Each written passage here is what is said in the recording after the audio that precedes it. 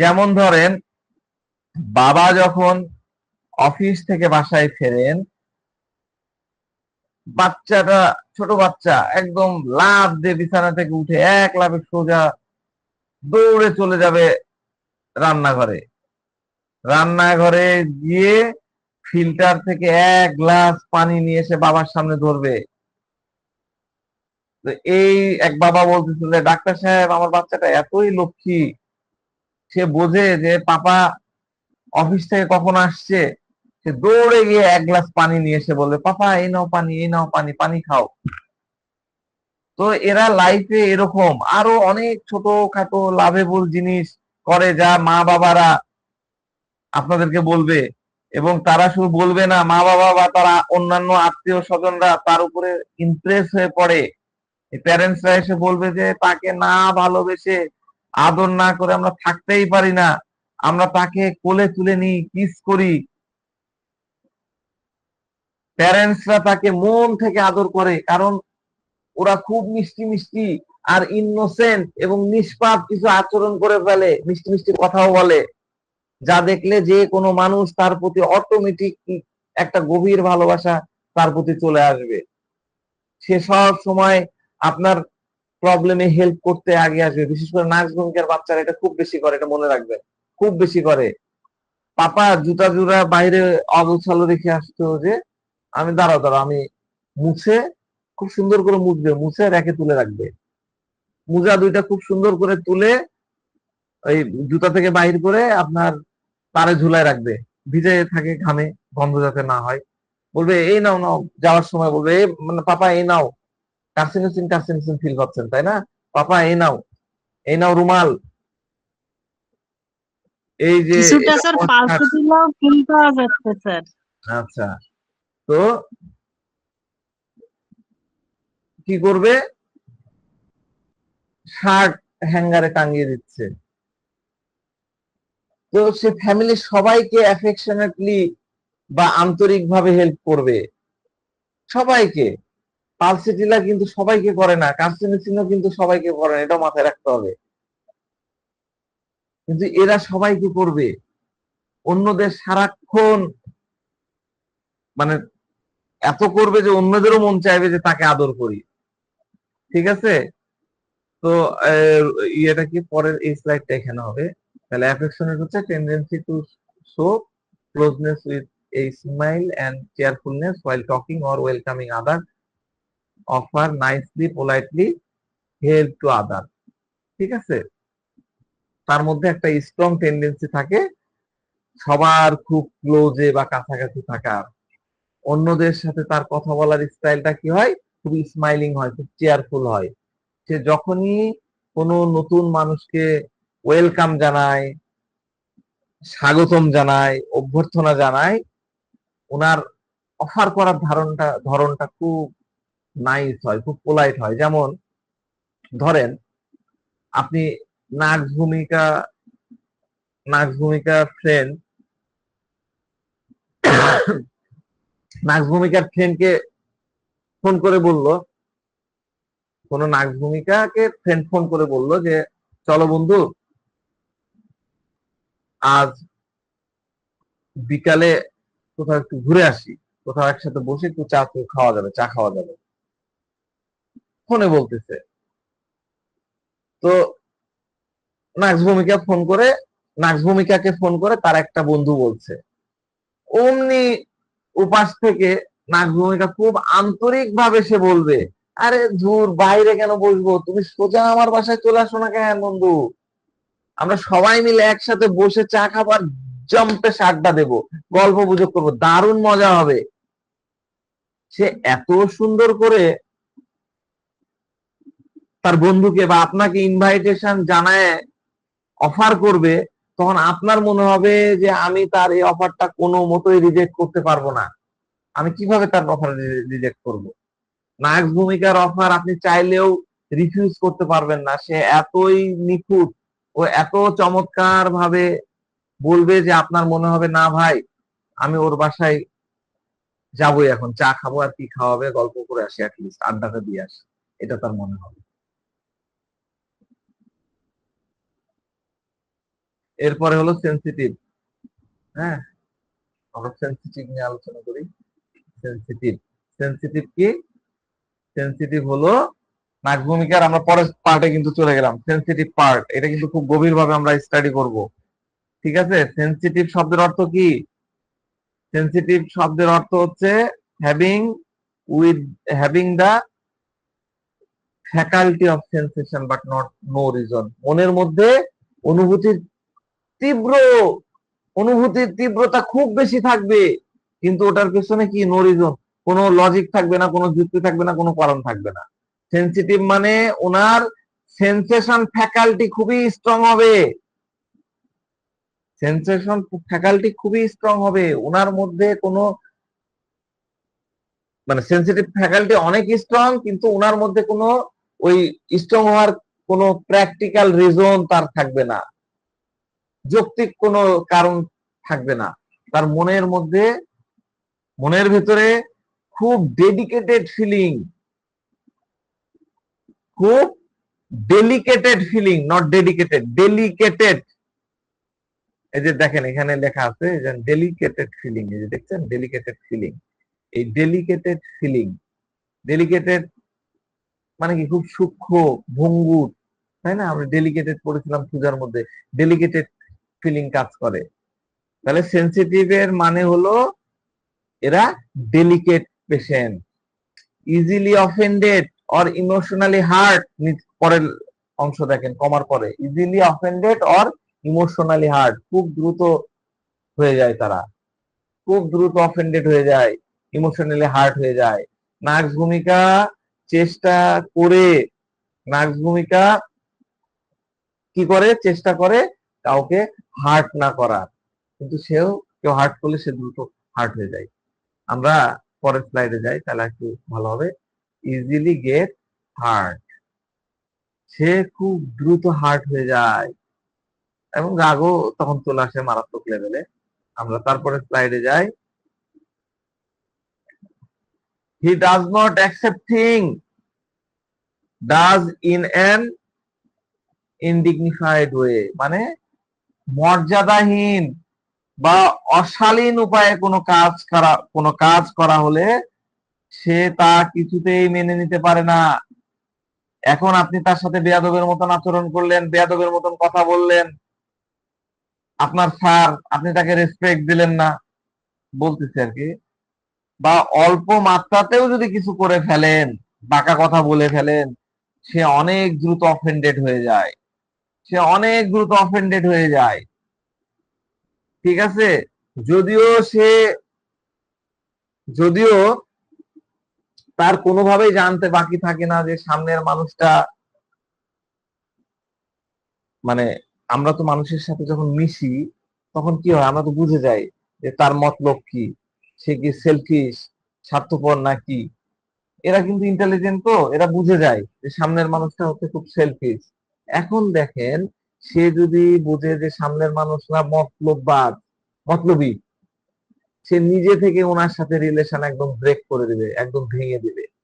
কিন্তু ওনার এই সম্পর্ক ভাঙার পরেও ওই মতলবী লোকটা যদি কখনো কোনো বিপদে পড়ে বা ওনার কন্ট্রাক্ট, ওনার সাথে আবার কন্ট্রাক্ট করে এবং বলে যে ভাই আমার এই প্রবলেম হয়েছে, আমাকে একটু হেল্প করে দাও না ভাই, তখন নার্স ভূমিকা ওই সেলফিশ ব্যক্তির, সে তো জানেই স্বভাব যে বেটা তো পয়দাসী সেলফিশ, স্বার্থপর, কাজের সময় কাজী, কাজ করালে হয়ে যায় পাজি।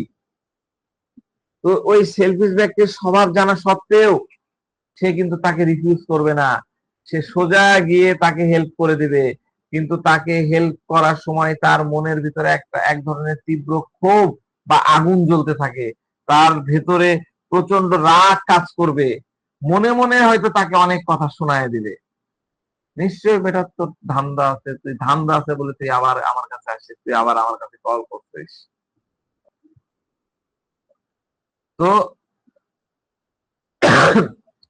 তার সাথে যখন কথা বলবে তখন এরকম হতে পারে যে বলো আজকে কি কি কাজ আছে তোমার, এইভাবে কথা বলবে, কাটা কাটা কথা বলবে। হ্যাঁ, এক্সাক্ট ল্যাঙ্গুয়েজে সে কথাও শুনিয়ে দিবে, আবার একটু বাঁকা বাঁকা টাইপের কথাও বলে দেবে, কিন্তু হার্ট করবে না, অপমান করবে না, কিন্তু শোনাবে যে আমি তোমার উপরে, তুমি যে কাজের সময় কাজী আর কাজ করালে হয়ে যাওয়া পাজি, আমি বিষয়টা বুঝেছি, কিন্তু আমি তোমার কাজটা করে দেবো। মানে সে তাকে কাজও করে দিবে, আবার কথাও শোনাবে। তো কথাও শোনাবে, কাজও করে দিবে, এটা হলো নার্স ভূমিকা। ধরেন এবার ক্লিনিক্যাল প্র্যাকটিক্যাল এক্সাম্পলে আসি। ধরেন আপনার ক্লিনিকে, আপনার চেম্বারে একজন পেশেন্ট আসলো। সে আপনার কাছে তখনই আসে তখন তার এই বডিতে মারাত্মক কোনো রোগ হচ্ছে, কোনো দরকার হচ্ছে, অ্যালোপ্যাথিতেও আর কাজ হচ্ছে না, তখন আপনার কাছে আসে। তো আপনি এরকমই তার অনেক উপকার করেছেন। তার অ্যালোপ্যাথি ফেরত, 3-4টা ডাক্তার ফেরত হয়ে আসার পরে, বিফল হয়ে যাওয়ার পরে আপনি ট্রিটমেন্ট দিয়ে তাকে আল্লাহর রহমতে সুস্থ করে ফেলেছেন। এবার যখন তখন আপনার কাছে আসবে, এবার অনেক দিন পর, মেলা দিন পর আসছে, তখন আপনার মুখ থেকে বাড়িয়ে গেল, হ্যাঁ ভাই আজকে কি হঠাৎ করে কি হলো, আজকে কি মনে হলো? এই যে একটু বাঁকা করে বললেন, কি মনে হলো? কারণ আপনি ডাক্তার নিজেই নাক ভূমিকা যদি হন, তখন এই কথাটা আপনার মধ্যে কিন্তু স্ট্রংলি বাড়বে যে পেশেন্টটা এখন আমার কাছে আসছে ওষুধ নিতে, রিলিফ হয়ে যায়, ওষুধ খাওয়ার পরে 3-4টা ডাক্তার পারলো না, আমি ঠিক করে দিলাম, রিলিফ পেয়ে গেল। আর রাস্তায় দেখা হলে সে আমাকে চিনতেই পারে না, সালাম দিলেও আমার দিকে তাকায় না, আমি তাকে 2-1 বার হাত নাড়িয়ে গ্রিটিং জানানোর চেষ্টা করেছি, কিন্তু সে এমন ভাবটা দেখালো যে আমাকে চেনেই না, আমাকে পাত্তাই দিল না। এরকম অনেক হোমিওপ্যাথিক ডাক্তার দেখবেন, নার্স ভূমিকার ডাক্তার আছে যারা পেশেন্টকে কথা শোনায় দেয়। তো এরকম যদি আপনার সাথেও হয়, আপনি আজকেই 2-1 ডোজ খাই ফেলতে পারেন, সমস্যা নাই, খাইতে পারেন। তো ওনার মেন্টাল স্টেটটা কেমন হবে এই ইয়ের নার্স ভূমিকার বা এই ডাক্তারের যদি চিন্তা করে, ওনার মনে হবে আমি ওনার জন্য এত খেটে কাজ করলাম, আমি আমার সর্বোচ্চটা দিয়ে তার সেবা করলাম, ওনার কেসটা এত সুন্দর করে পিওর কেস টেকিং করে তাকে কিওর করে দিলাম, অথচ ওনার মনে আমার জন্য বিন্দু মাত্র অ্যাপ্রিসিয়েশন নাই, কৃতজ্ঞতা নাই। সারাদিন ক্লাস নিলাম এত কষ্ট করে, 3 দিন 4 দিন খাইটা প্রেজেন্টেশন করলাম, একটা লাইনও আপনারা লিখতেছেন না যে কেমন লাগলো, কোন জায়গায় বুঝতে পারলাম না, তাই না? এবার আমি নাক ভূমিকা হলে কিন্তু এটাও আমি ধরে ফেলবো, বুঝতে পারছেন? তো রেসিপ্রোকাল এগুলা কিন্তু সাথে সাথে দিয়ে দিতে হয়। আল্লাহ বলে দিয়েছেন যে তোমরা বান্দা প্রতি মুহূর্তে আলহামদুলিল্লাহ আলহামদুলিল্লাহ বলো। কেন বলো? ওটাও প্র্যাকটিস। হ্যাঁ, এগুলো অনেক বড় বড় জিনিস, চিন্তা করবেন, করলে পেয়ে যাবেন। এরপরে কি, হি ক্যান নট টলারেটস, কি টলারেটস করতে পারে না? আরে আমার আরেকটা স্লাইড হয়ে গেল।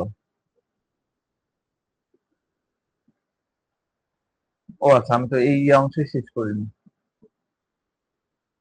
আচ্ছা, he can not tolerates if someone handle him রাফলি অর ইগনোরস হিম। বুঝতে পারছেন? কেউ ওনার সাথে যদি রুক্ষ আচরণ করে বা ওনাকে অবহেলা করে বা ইগনোর করে, তাহলে সে সেটাকে টলারেট করতে পারে না, সহ্য করতে পারে না। ভালো করে বুঝেন, ইগনোর, ইগনোর ওয়ার্ডটা লিখে নেন। এই ইগনোর সে একদমই বরদাস্ত করতে পারে না।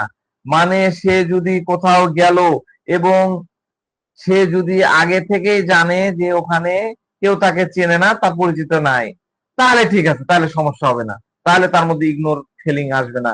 কিন্তু সে যদি খুব ভালো করে জানে যে ওখানকার মানুষরা ওনাকে খুব ভালো করে চেনে, আর চেনা সত্ত্বেও তাকে ইগনোর করছে, তখন ওনার মনে মারাত্মক আঘাত লাগে। সে ভাবে, আরে ওই লোকটা রাজশাহী থেকে, আমাদের মাসুদ ভাই টাঙ্গাইল থেকে রাজশাহীতে আসলো, নিশ্চয়ই কারোর সাথে দেখা করতে আসছে, আসার পরে তো অন্তত পক্ষে একটাবার কলও করতে পারতো, অথবা না হলেও একটাবার একটু দেখাও তো করে যেতে পারতো। তখন ওনার মনে হবে, এর মানে কি দাঁড়ালো, যখন আপনার কোনো কাজই নাই, তখন আপনি আমাকে একটা ফোনও করলেন না, এখন আমার সাথে দরকার নাই, তার কাজ নাই, আর আপনি আমাকে একটা ফোন করলেন না, আবার এখন প্রয়োজন পড়ে গেছে, এখন আপনি আবার সামনাসামনি হয়ে অজুহাত দিচ্ছেন যে ভাই আমি তো তখন বিজি ছিলাম, একদমই টাইম পাইলাম না। এইরকম সিচুয়েশন নাক ভূমিকার মনের মধ্যে ওনার থেকে একটা মেন্টাল ডিস্টেন্স তৈরি হয়ে যাবে, সে নিজেকে একটা ডিস্টেন্স তৈরি করে নেবে। আর নার্স ভূমিকা যখন কোনো মানুষের থেকে একবার মনে মনে ডিস্টার্ব তৈরি করে নেয়, তখন সামনের মানুষটা ওনাকে যতই রিকোয়েস্ট করুক না কেন, সে কোনোদিন ওনার কাছে আর ফিরে যায় না। ওনার লাইফে যত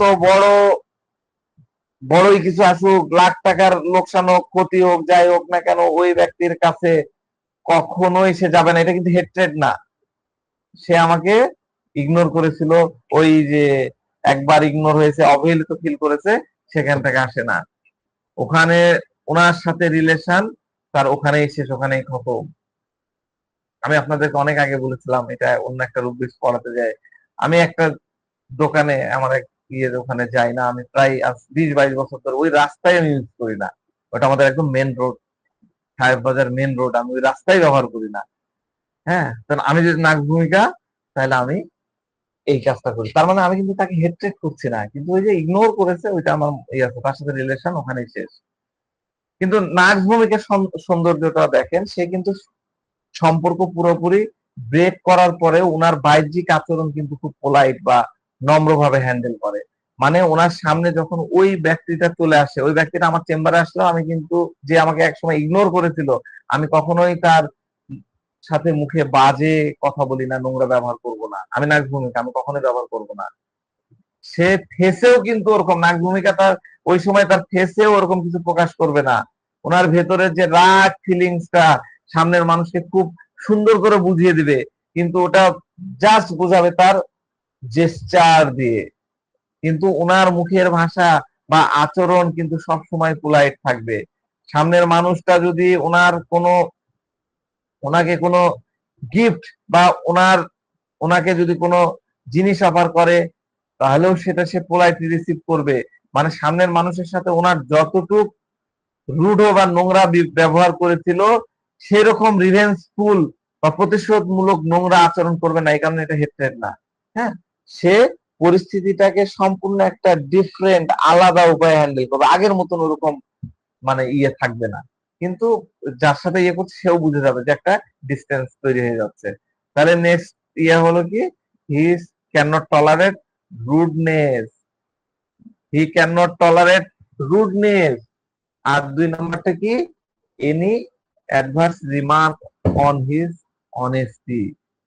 মানে সে কারো রুডনেস মানে রুদ্ধটা রূঢ়তা আর কি, এবং উনার সততার উপরে যে কোনো প্রকার অ্যাডভার্স রিমার্ক মানে নেগেটিভ মন্তব্য বা রিমার্ক বিন্দু মাত্র সহ্য করতে পারে না। তার কথা হলো honesty is the best policy. Honesty is the best policy equal to নাক ভূমিকা। হ্যাঁ, honesty is the best policy হচ্ছে নাক ভূমিকা। অনেস্টি হলো ওনার লাইফের সবচেয়ে বড় কোর প্রিন্সিপাল। সে ওটা কোনো মতেই ভাঙতে পারবে না, পেশেন্টের কন্ডিশন যাই হোক না কেন। রুডনেস তো সে একদমই বরদাস্ত করবে না, তার সাথে রুডনেস করা হলে। তো এখানে আমাদের একটা রুব্রিক্স আছে, এই কথা থেকে রুব্রিক্স চলে আসে, সেটা হলো sensitive two rudeness. Sensitive two rudeness. এই সেন্সিটিভ টু রুডনেস রুব্রিক্সের প্র্যাকটিক্যাল মিনিংটা কি? এই রুড ব্যক্তিটা আসলে কে? রুড ব্যক্তিটা হলো যে ওনার পজিশন বা মর্যাদাটাকে বিন্দু মাত্র অনার করে না। আমি টিচার, আমাকে আপনি সম্মানই দিচ্ছেন না। আমি আপনার ক্লাসে গেলাম, আপনি আমার সামনে একটু রেসপেক্টফুলি সালামও দিলেন না, আমার সামনে দাঁড়ালেনও না। ঠিক আছে, মানে আমি আসলে কে, আমার সোসাইটিতে বা আমার লাইফে আমার কি যোগ্যতা আছে, সেটা সেটা সে না জেনে আমার রেসপেক্ট বা অ্যাপ্রিসিয়েশন কি এটা সে করলো না। যখন সামনের মানুষটা ভাবে বাদ দাও, তাকে বাইপাস করে চলো, কি দরকার তাকে ডাকার, তার মতামত নেওয়ার, তার কোনো দরকারই নাই, এটা হলো রুডনেস। তাহলে রুডনেস হলো আমাকে ডাক্তার সাহেব বসতেও পর্যন্ত বললো না। পেশেন্ট বলবে ডাক্তার সাহেব আমি ওখানে ওভাবে উপস্থিত থাকা সত্ত্বেও সে আমাকে বসার জন্য একটা চেয়ার পর্যন্ত দিল না। সে ওখানে সব ওখানকার বাকি সব মানুষকে ডেকে ডেকে খাওয়ালো, নাম নিয়ে নিয়ে প্রশংসা করলো। একবার সৌন্দর্যের খাতিরে আমাকে জিজ্ঞাসাও পর্যন্ত করলো না। কত বড় রুড মানুষ ভাবুন তো, রুগী এভাবে বলে। অথবা কেউ যদি ওনার মুখের উপরে কড়া কিছু বলে দেয়, তো নাক ভূমিকা ওটা কোনো মতেই মন থেকে মেনে নিতে পারে না, মন থেকে সেটা বরদাস্ত করতে পারে না।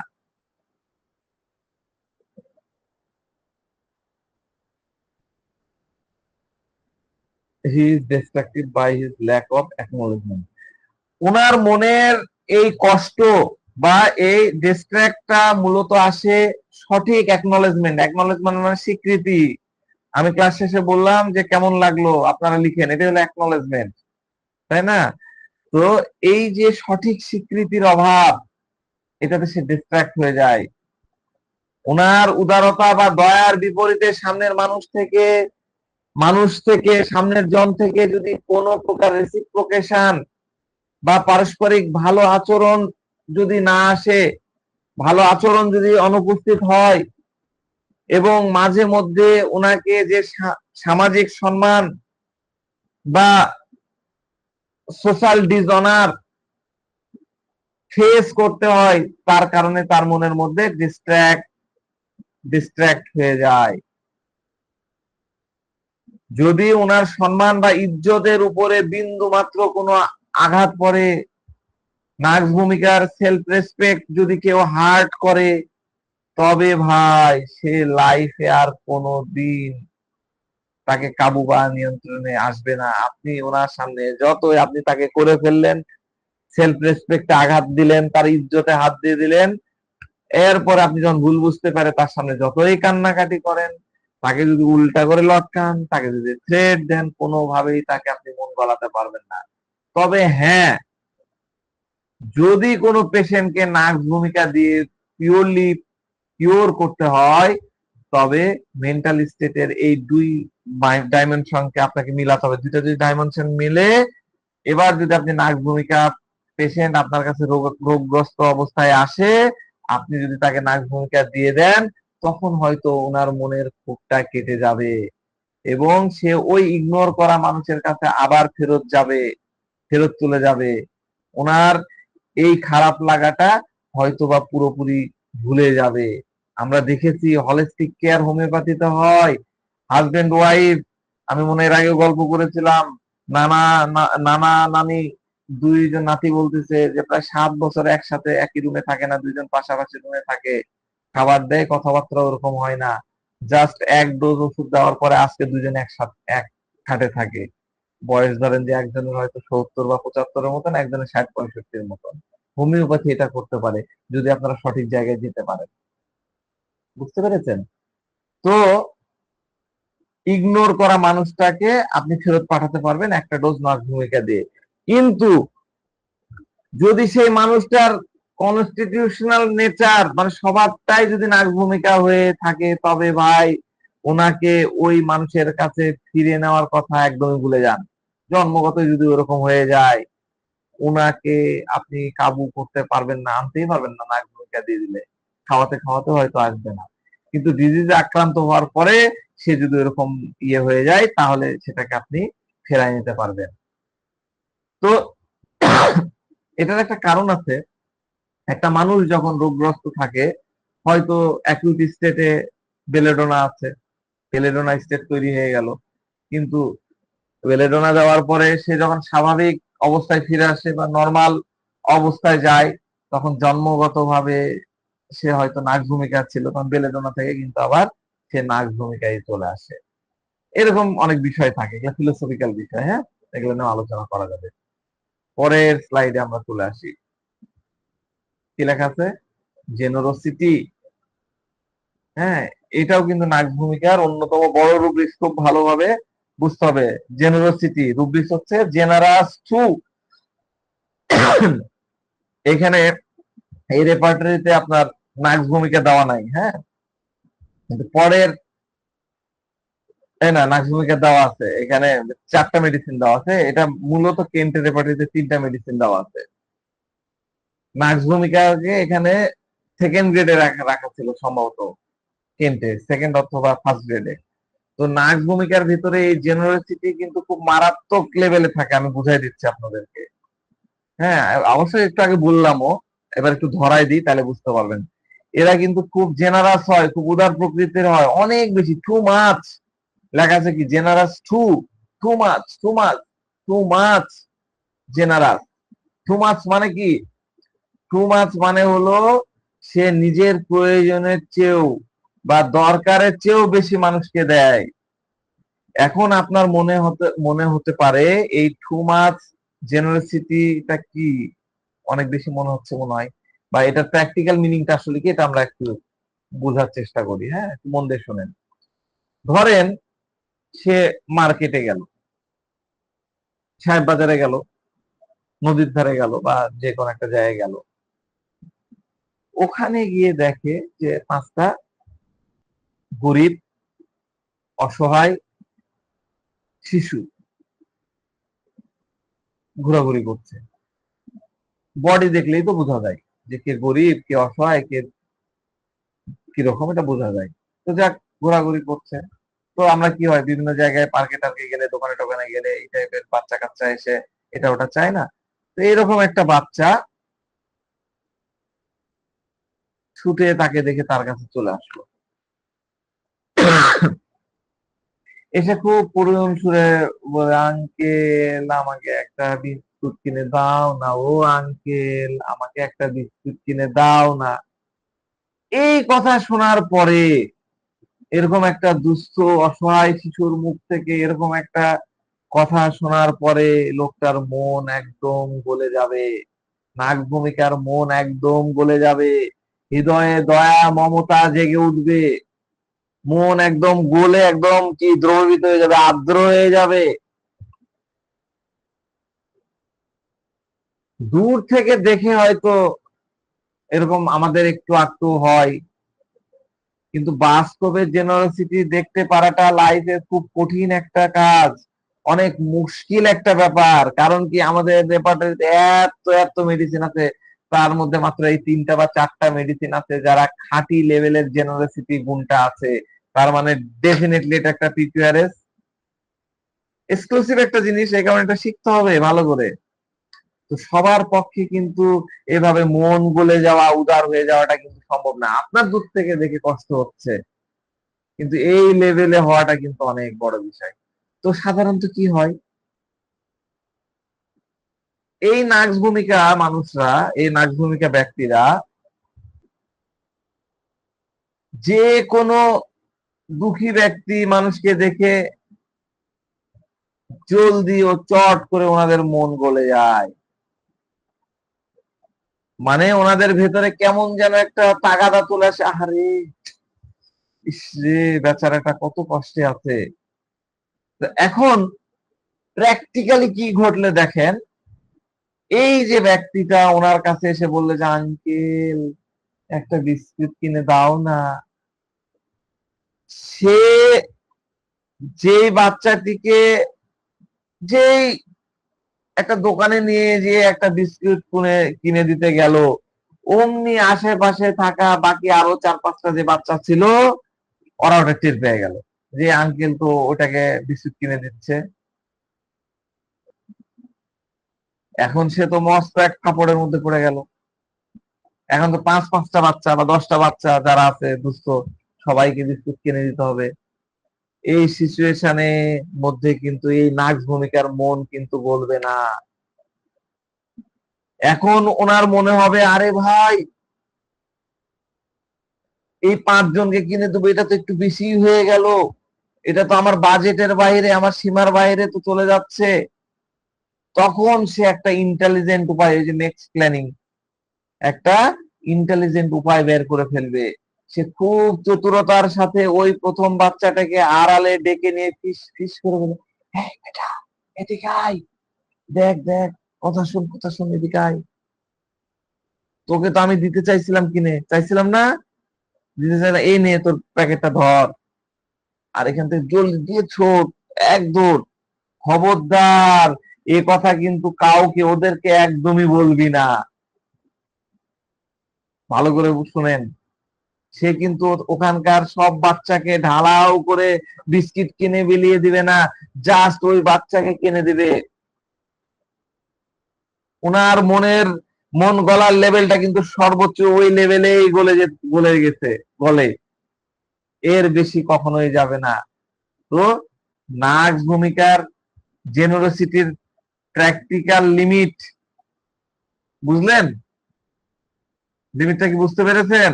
মানে হলো, আমার পকেটে যদি 100 টাকা থাকে আর কেউ এসে যদি খুব বিপদে পড়ে, ডাক্তার সাহেব আমি তো খুব বিপদে পড়ে গেছি, আর আমার কাছে যদি 100 টাকা ধার চাই, তাহলে আমি পুরো 100 টাকা ধার দেব না, আমি ওনাকে জাস্ট 10 টাকা বের করে দিব। আমার জেনারোসিটি ঠিক এই পর্যন্ত, নার্স ভূমিকার জেনারোসিটি এই 10 টাকা পর্যন্তই, এর বেশি কখনোই সে দিতে পারবে না।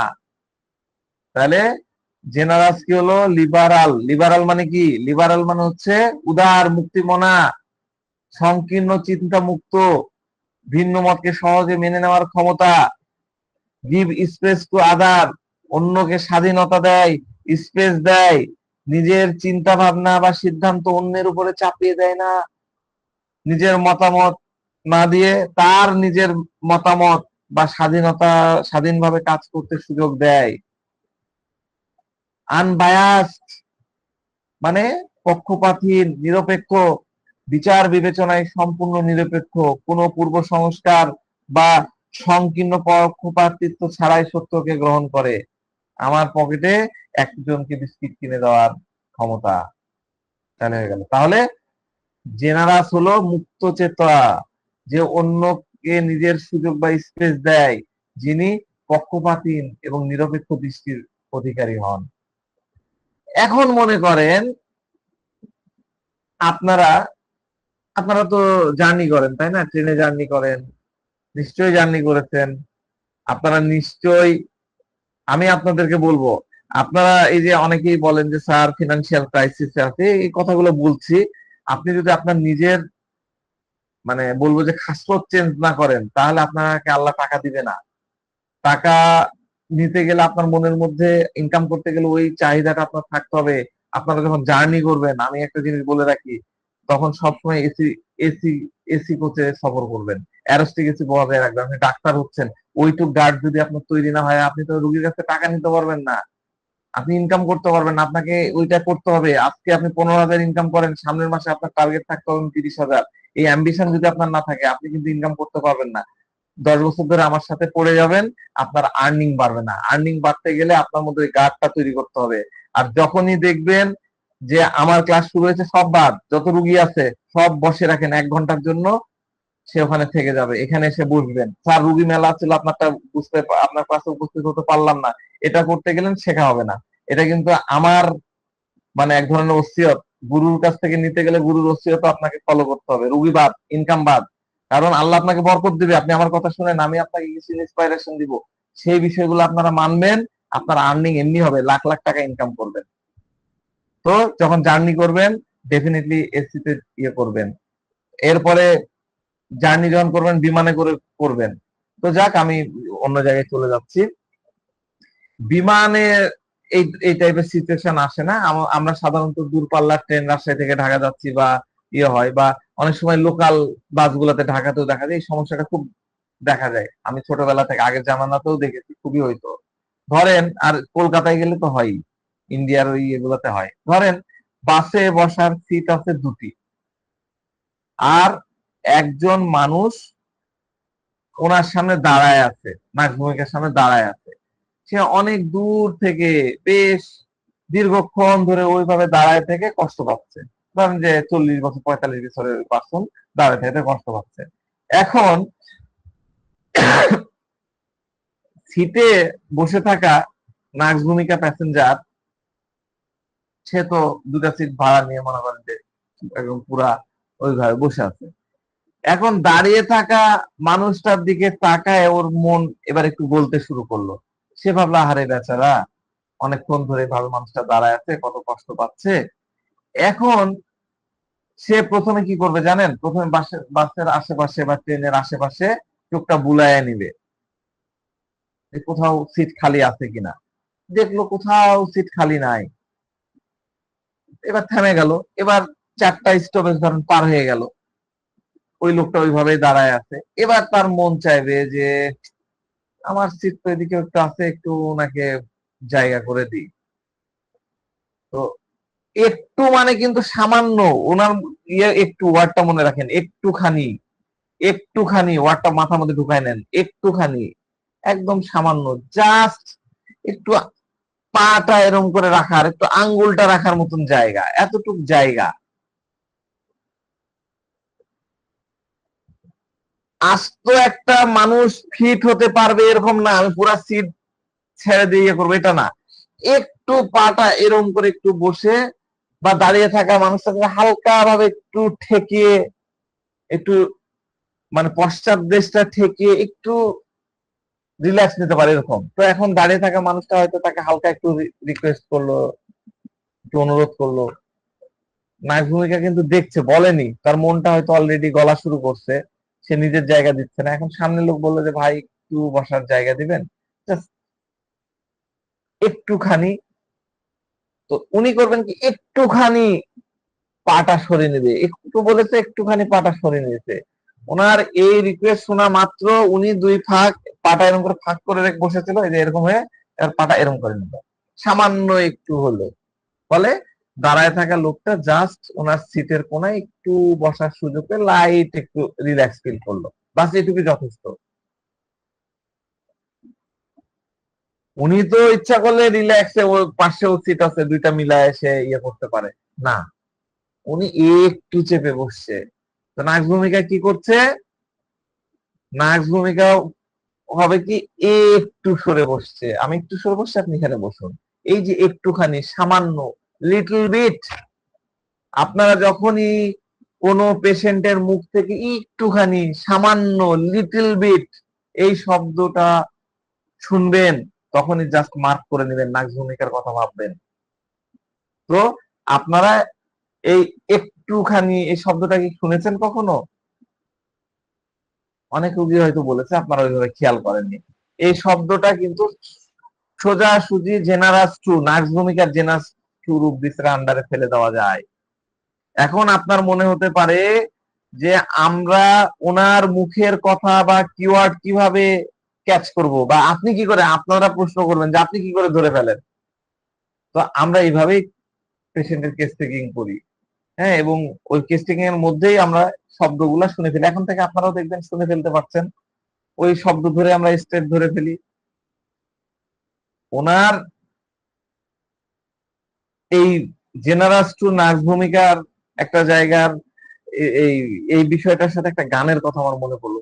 থোড়াই হে, একটা ছিল না, থোড়া কি জরুরত হে, একটা গান ছিল না, থোড়াই হে। আমি দেখি গানটা পেলে আপনাদের ইয়ে দিব না, আমার গানটা ভালোই লাগে। ওই থোড়া, ওই অল্প। তো নার্স ভূমিকা মানুষ সব সময় একটুখানি দেয়, কখনোই পুরোটা উজাড় করে দেয় না। ওনার মন খারাপ হয় ঠিকই, কিন্তু অন্যের জন্য মন কাঁদবে, কিন্তু দেওয়ার সময় দিবে মেপে মেপে, অল্প অল্প, পুরোটা কখনোই সঁপে দিবে না। ধরেন আরেকটা উদাহরণ দিই, একদম প্র্যাকটিক্যাল, এটা দিয়ে শেষ করব। আপনার চেম্বারে, ক্লিনিকে পেশেন্ট একদম ঠাসা, পুরোপুরি ভর্তি আছে। আমাদের যেরকম ওয়েটিং রুম থাকে, মাঝে মধ্যে একদম ঠাসা হয়ে থাকে, শাটার খুলে দিতে হয়।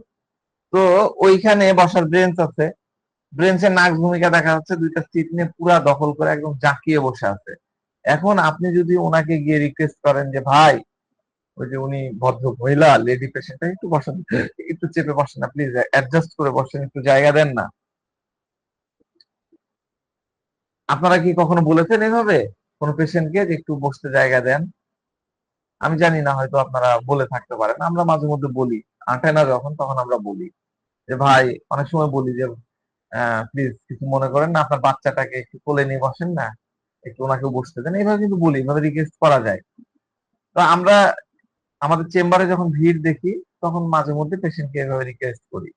তো এই নার্স ভূমিকা যে পুরো সিট একদম নিজের মতন করে আগলে রেখেছে, বসে আছে, দখলে রেখেছে, মনে করেন যে আপনার ক্লিনিকে 20 জন পেশেন্ট ঢুকে গেছে, তার মধ্যে থেকে আপনি নাক ভূমিকা কিভাবে খুঁজে বের করবেন এই টেকনিকটা আমি আপনাদেরকে শেখাচ্ছি।